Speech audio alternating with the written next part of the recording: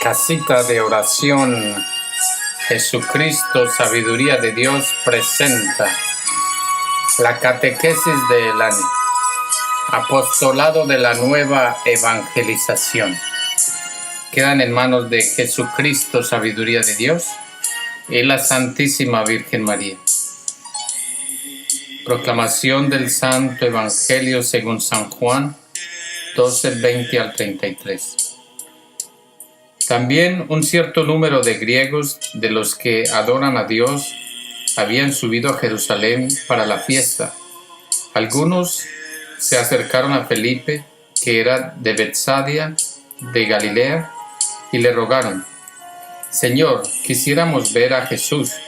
Felipe habló con Andrés, y los dos fueron a decírselo a Jesús. Entonces Jesús dijo: Ha llegado la hora de que sea glorificado el Hijo del Hombre.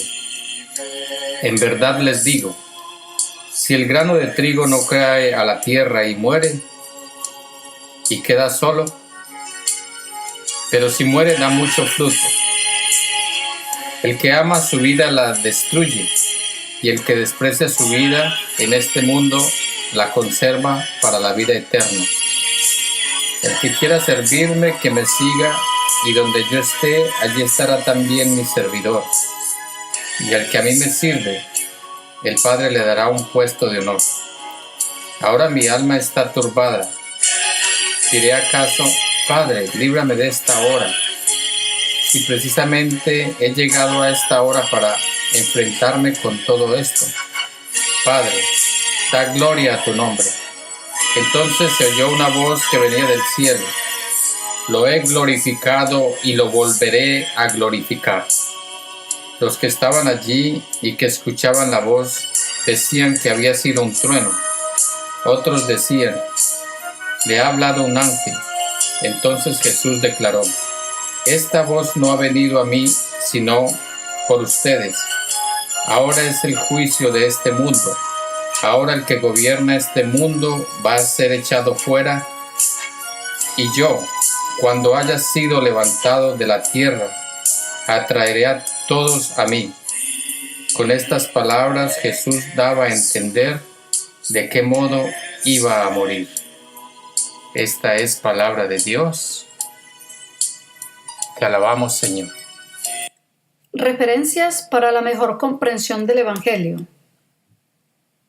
El pasaje que ahora nos trae el Evangelio acontece inmediatamente después de la entrada triunfal en Jerusalén.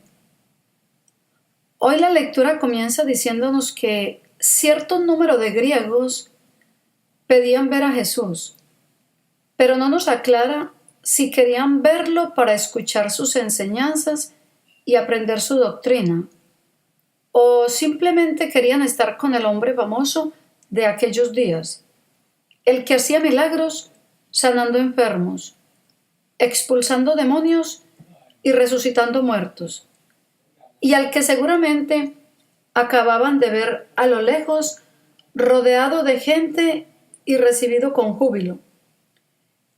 En síntesis, no sabemos si querían verlo por fe o por curiosidad. Ellos eran gentiles, es decir, gente que no pertenecía al pueblo elegido, pero de todas maneras estaban allí para adorar a Dios y ahora pedían ver a Jesús. En el Evangelio de Juan, el verbo ver significa también conocer, y conforme a ese significado, se nos sugiere que Jesús sentía que había llegado el momento de darse a conocer totalmente. Por eso saca de aquel pedido de los griegos una reflexión sobre su propia muerte. De hecho, él sabía que el momento de culminar su misión estaba muy cerca. El mismo San Juan nos adelanta, pocos versículos atrás, que los testimonios sobre la resurrección de Lázaro se difundían a grandes voces. Humanamente, Jesús se siente asustado, contrariado. Les dice a sus discípulos: Ahora mi alma está turbada. pero decide sobreponerse y obedecer la voluntad del Padre. ¿Qué lección para cada uno de nosotros? Que con frecuencia optamos por hacer no lo que debemos, sino lo que nos parece, lo que más nos gusta o lo que menos nos cuesta, ¿verdad? Es en ese contexto que el Señor decide revelar nuevamente el tesoro de amor que lleva en su corazón. Y para ello utiliza la comparación entre la vida de la fe y la semilla de trigo, que cuando uno la mira, nada muestra, pero cuando muere en la tierra, brota de ella una hermosa planta de la que sale el pan que nos alimenta. Jesús sabe que su muerte, igual que la del grano del trigo, será transitoria y que de ella brotará la salvación del mundo. Pero antes deberá Él ser levantado en lo alto de la cruz, donde se hará visible a todos los hombres que vuelquen los ojos hacia Él para mirarlo. Y para comprender, contemplando ese rostro deshecho a golpes y cubierto de sangre, lo que es el verdadero amor. Algunos dicen que los crucificados solían quedar a no más de 1 metro o 1,5 metros de alto, pero también encontramos bellas estampas que muestran una cruz altísima. En todo caso, no importa cuánto de alto hubiera tenido en centímetros o metros la cruz de Jesús.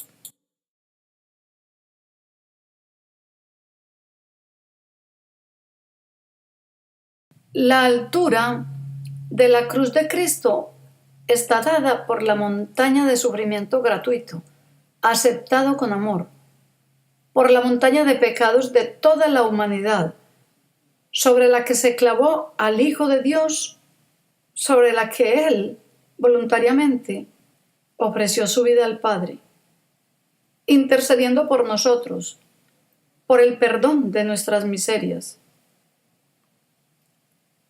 Allí podemos verlo en cualquier instante.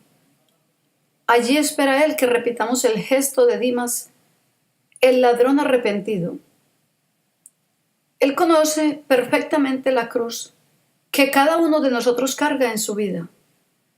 Esa cruz, sea más grande o más pequeña, en la que el mundo y el pecado nos tienen clavados.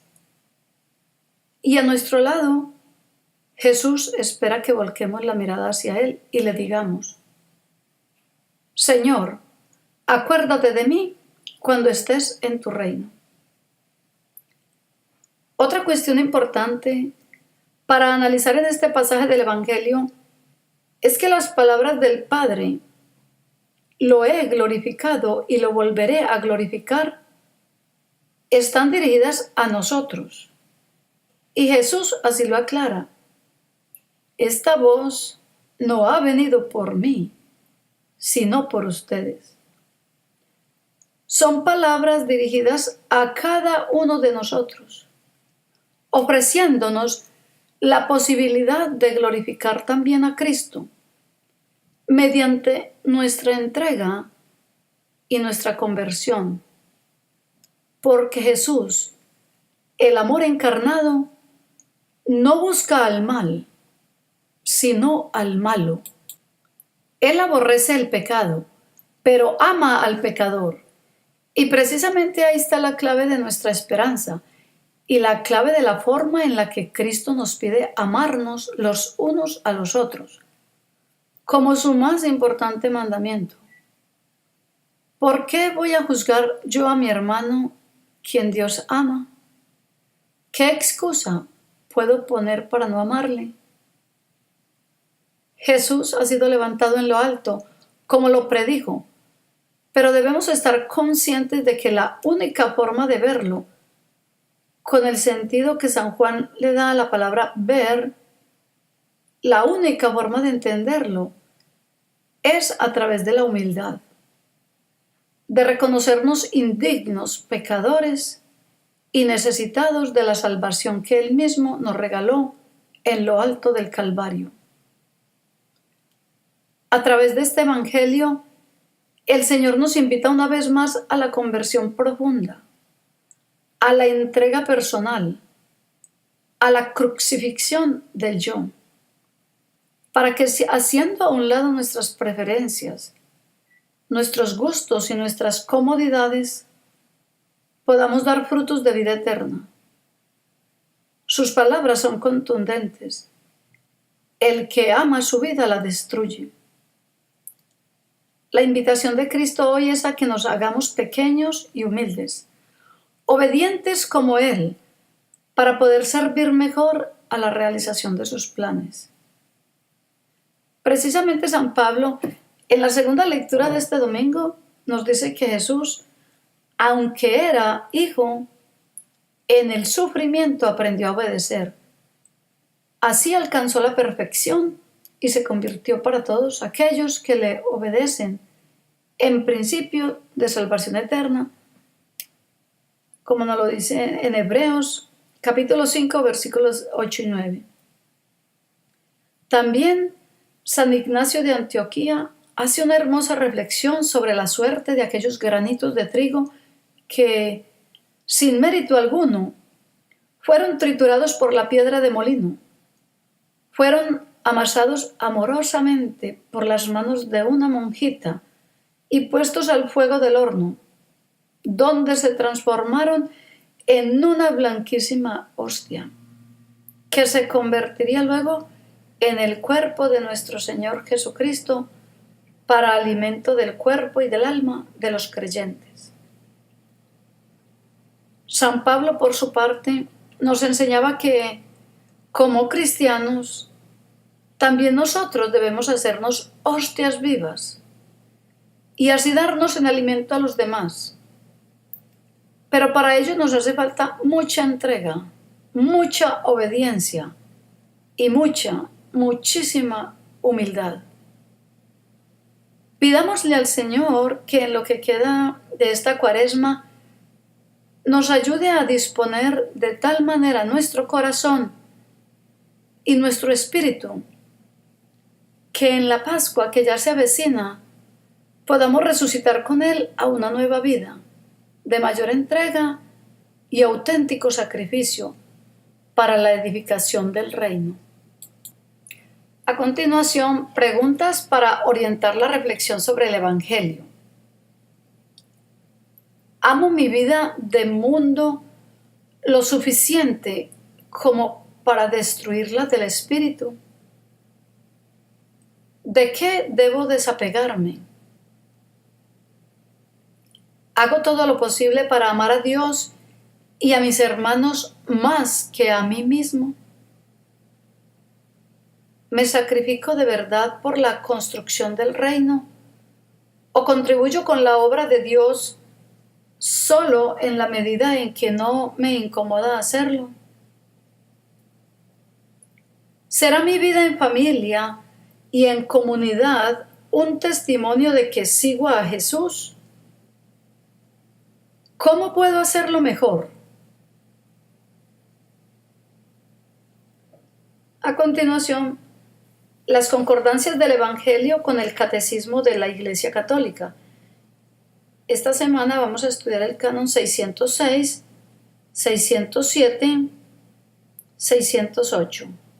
El canon 606 nos dice: el Hijo de Dios, bajado del cielo, no para hacer su voluntad, sino la voluntad del Padre que le ha enviado, al entrar en este mundo dice: he aquí que vengo para hacer, oh Dios, tu voluntad.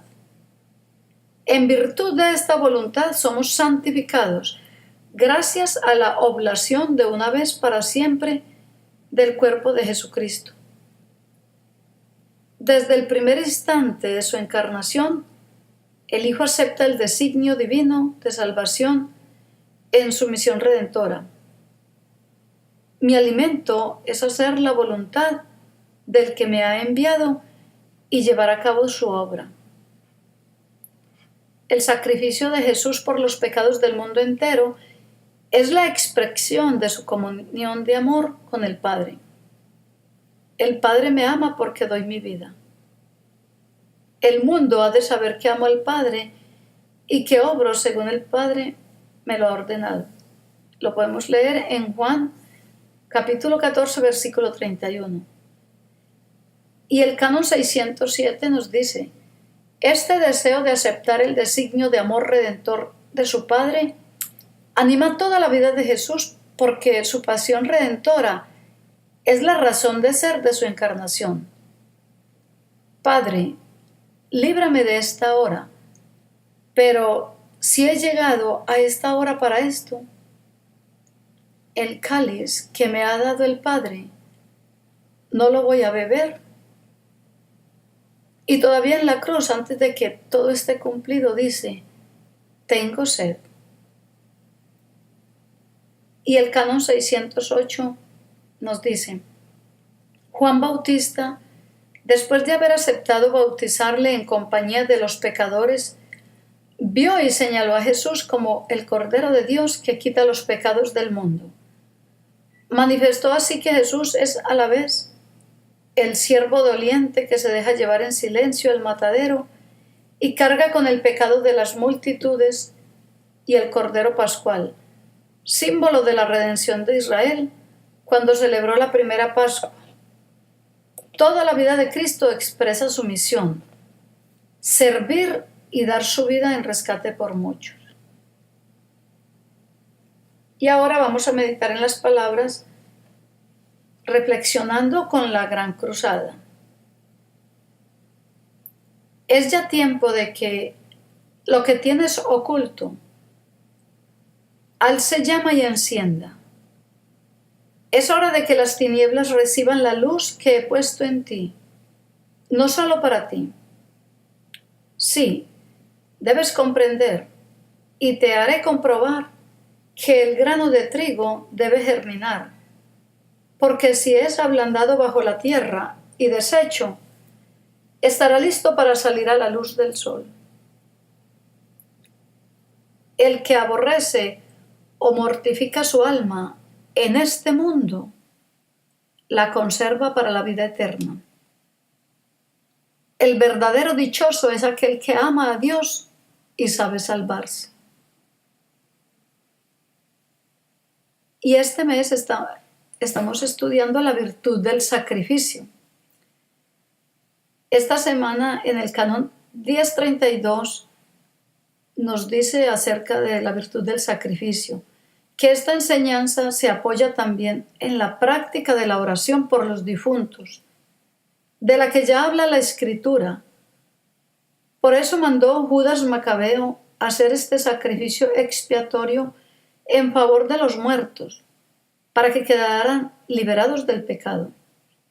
Desde los primeros tiempos, la Iglesia ha honrado la memoria de los difuntos y ha ofrecido sufragios en su favor, en particular el sacrificio eucarístico, para que, una vez purificados, puedan llegar a la visión beatífica de Dios. La Iglesia también recomienda las limosnas, las indulgencias y las obras de penitencia en favor de los difuntos. Y la Gran Cruzada nos dice al respecto: ciertamente el poder sobre aquellas almas es absoluta prerrogativa mía. Y la Iglesia en la tierra está plenamente en la verdad, incluso en esta materia, como en todas las otras que son propias de los viadores. Si se comprendiera que materno afán mueve a mi Iglesia a orar por los difuntos, y sobre todo, si se comprendiera al menos un poco de aquella conclusión de las oraciones que pone la Iglesia cuando implora acogida por mis méritos, o bien por el honor mío. En cambio, podría continuar mucho camino. Más bien me limito a decirles que las almas del purgatorio, liberadas por mí con sus oraciones y con los ofrecimientos que me hacen, los consideran como queridísimos hermanos a los cuales deben su felicidad en plano subordinado. Y a continuación vamos a recordar los propósitos semanales, lo que debemos practicar esta semana con el Evangelio. Asistiré a la Santa Misa con verdadero deseo de ser alimentado por la palabra de Dios y por la Eucaristía, para que se queden en mi corazón y den muchos frutos. Y con la virtud del mes, que es el sacrificio. Esta semana ofreceré mi trabajo, incomodidades y esfuerzos, y 3 misas por las almas de aquellos familiares que se me adelantaron en el encuentro con Dios. Hasta aquí, hermanos y hermanas, la casita de oración. Compartámosla en familia, con nuestros vecinos, amigos y con todo el mundo entero.